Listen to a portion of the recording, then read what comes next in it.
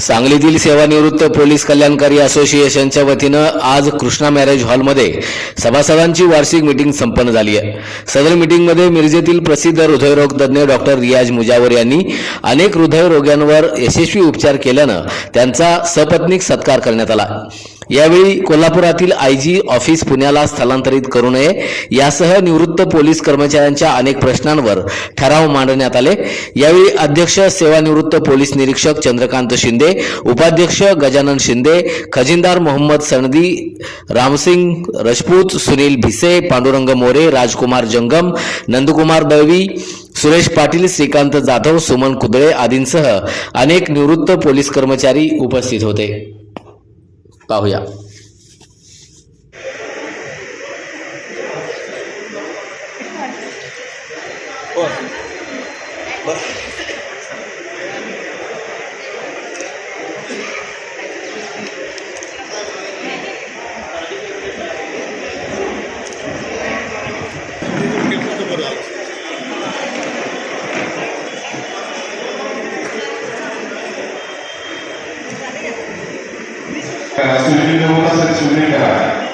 प्रत्येकाने व्यायाम हा केला पाहिजे। नुसता औषध आणि गोळ्या घेऊन तब्येत राहत नाही। प्रत्येकाने व्यायाम हा चालू केले। यानंतर आपले कोर्स करणे होते। मार्च 1983 सालची भरती आहे। त्यानंतर जवळजवळ 37.5 वर्ष सर्व्हिस करून विविध ठिकाणी वायरलेस विभागामार्फत आपल्याकडून जेव्हा मी शिफ्ट झालो 87 साली वायरलेस विभागामध्ये गेल्यानंतर माझ्या धुळे, नाशिक आणि 2020 साली मी 2 वर्ष अलीकडे व्हॉलेंटरी रिटायरमेंट घेतली आणि ते 5 वर्षाचे संघटनेकडून त्याच्या ऍक्टिव्हिटी जमा दिली आहे। त्यानंतर आलेलं आहे त्यांनी ऍक्टिव्हिटी कॉन्टॅक्ट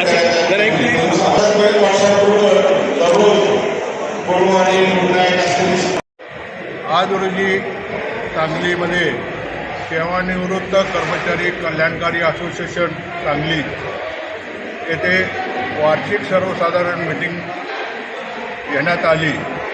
त्यामध्ये सध्या जे कोल्हापूरचं आयजी ऑफिस हे पुण्याला हलवायचं चाललेलं आहे। सन 1972 पासून तेव्हा DIG ऑफिस होतं आणि आता सध्या आयजी हे पद मोठं झाल्याकारणानं आयजी ऑफिस आहे। हे कुणाच्या तर हितासाठी हे कोल्हापूरचं ऑफिस पुण्याला हलवण्याचं चाललेलं आहे। त्या आमच्या संघटनेचा पूर्णपणे विरोध आहे। कारण की कोल्हापूर, सांगली, सोलापूर ग्रामीण हा कर्नाटक बाँड्रीचा जिल्हा आहे। कर्नाटक आणि महाराष्ट्र पोलिसांचं देवाणघेवाण होतं। कोल्हापूर हे सेन्सिटिव्ह ठिकाण आहे।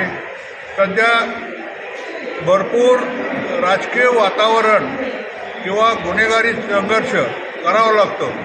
जर पुण्याला जर ऑफिस नेलं तर पोलीस खात्यावर वचक राहणार नाही। तसंच जे जनतेची कामं आहेत ती होणार नाहीत आणि सांगली, सातारा, कोल्हापूर वगैरे ह्या जिल्ह्यांना प्रत्येक टायमाला आयजी ऑफिसला पुण्याला जायचं ते आणि सेवानिवृत्त लोकांना सुद्धा कुठली कामं असतील पेन्शन संदर्भात किंवा सेवानिवृत्तीचा लाभ घेण्याचा असेल, सीमा प्रश्न आहे किंवा अन्य गुन्हेगारी क्षेत्र आहे किंवा ऊस आंदोलन, विद्यार्थी आंदोलन ह्या संदर्भामध्ये खरं म्हणजे जर कोल्हापूरला जर हलवायचं असेल तर सांगलीला ऑफिस घ्या, नाहीतर आहे त्या ठिकाणी ठेवा, ते हलवू नका। कोणाच्या तर वैयक्तिक सोयीसाठी हे हलवण्याचं षडयंत्र चालू आहे। त्यास विरोध केलेला आहे। तसेच